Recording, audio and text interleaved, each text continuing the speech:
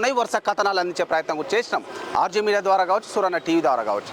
అయినప్పటికీ ఈ ఘటనలోకి ఒక ఫుల్ స్టాప్ అనేది పడట్లేదు, కంటిన్యూ అవుతూనే ఉన్నాయి, కొనసాగుతూనే ఉన్నాయి. మరి తల్లిదండ్రులకు శోకాన్ని మిగిలిస్తూ ఉంది.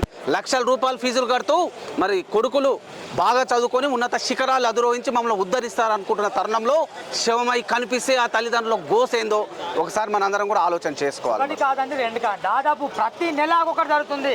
ప్రతి నెల ఒక్కొక్క విద్యార్థి సూసైడ్ చేసుకుంటే కళ్ళు దొబ్బిని అని ప్రశ్నిస్తున్నాం. ఏం చేస్తున్నాడు?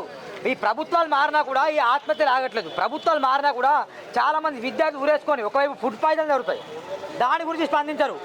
అల్లు అర్జున్ గురించో మోహన్ బాబు గురించో దాని గురించి స్పందిస్తారు.